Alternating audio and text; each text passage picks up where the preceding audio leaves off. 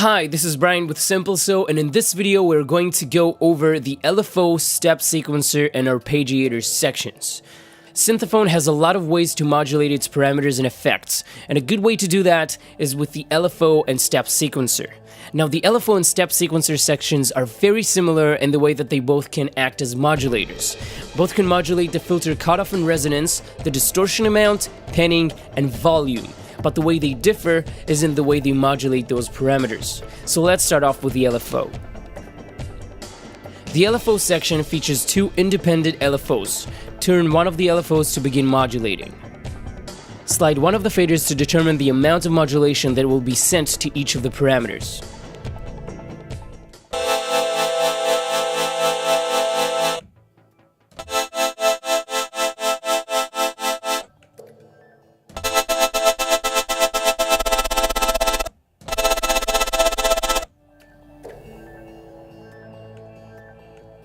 The LFO section features two independent LFOs. Turn one of the LFOs to begin modulating. Slide one of the faders to determine the amount of modulation that will be sent to each of the parameters.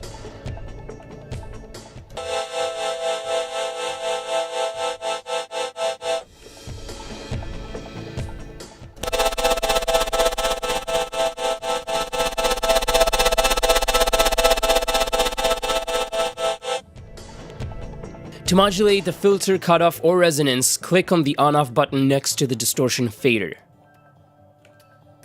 This will activate the filter modulation. Use the faders to set the amount of modulation being sent to the cutoff and resonance.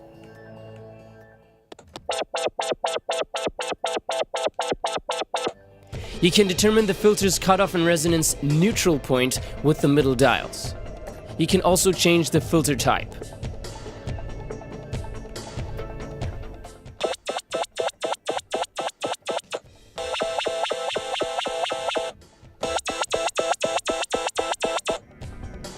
However, changing these dials will affect the second LFO as well, since they're modulating the same filter. It is worth mentioning at this point that the LFO is polyphonic, meaning it's re-triggered for each key and cannot be synced across the keyboard. This means that when I play different notes at different times, the modulation will be out of sync, which you can work for your advantage by creating rhythmic tones.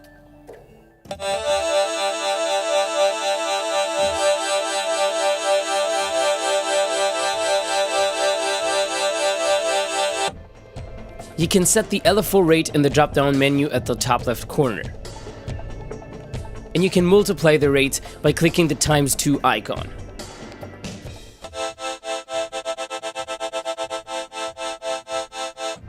When the LFO is set to high rates, clicking the ×2 button can make the LFO go into audio rates, which is awesome.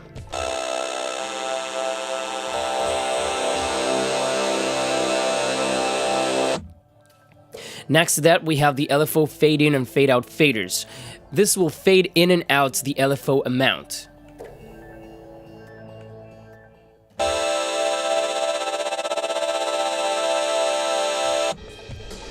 The hold dial sustains the LFO at its maximum point before fading out.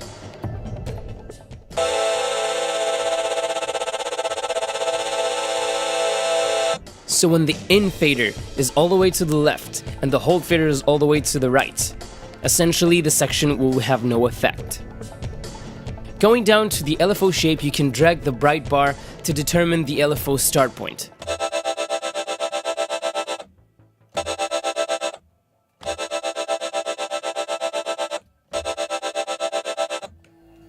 At the bottom, you can find the LFO shape selector, where you can change the LFO shape. Just click Load Wave and select the desired shape.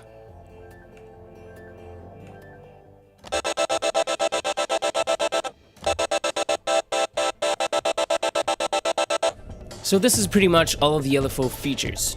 Moving to the step sequencer, you can see they are very similar, so let's go over the differences. So going from the top, the up and down are for each of the steps instead of the whole sequence.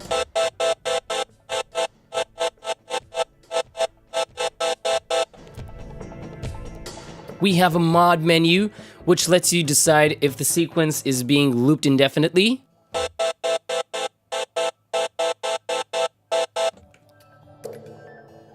freezes at the last position,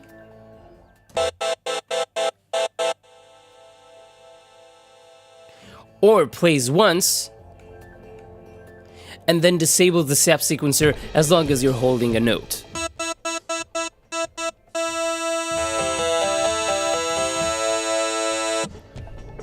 The left and right arrows next to the sequence window lets you scroll the entire sequencer. The step sequencer has up to 32 steps.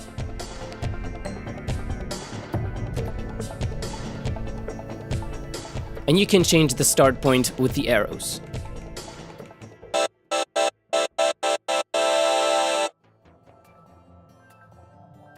The step sequencer can behave in unipolar or bipolar mode, and this will change automatically based on what parameter is being modulated. So if we modulate the volume, the sequencer will automatically change to unipolar mode. But if I modulate the panning, it will turn into bipolar mode.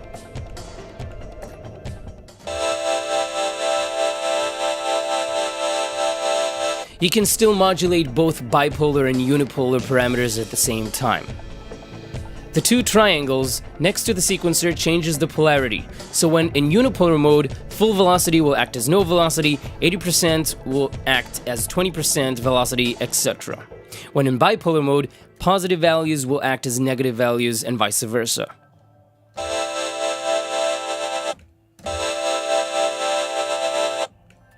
We do have a load pattern button that you can load pre-made patterns, and these are categorized by unipolar and bipolar.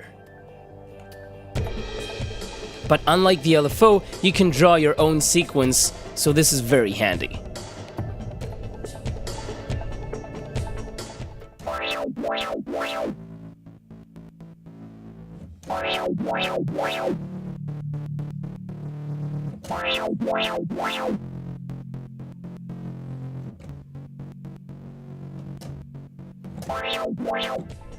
Finally, the arpeggiator.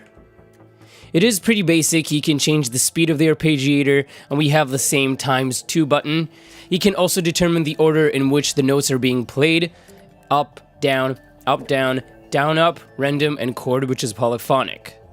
However, we did include a step sequencer type velocity control, so you can have the arpeggiator playing different velocities.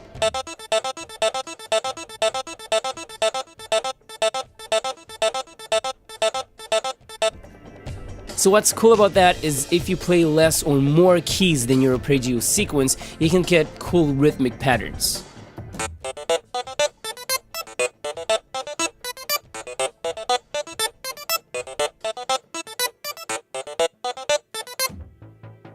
Finally, at the bottom of the ARP section, you can change the arpeggiator range. And instead of having octaves, we decided to control the range itself. So no matter where you play on your keyboard, the arpeggiator will play only in the highlighted section, which is very useful.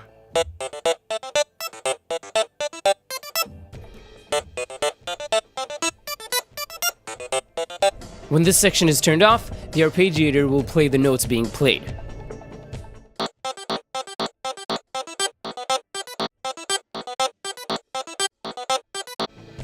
So this covers the LFO step sequencer and arpeggiator section. I hope that you found this video useful. Be sure to check out the other videos for the rest of the Synthophone's features. Stay creative, stay awesome, and I'll see you in the next video.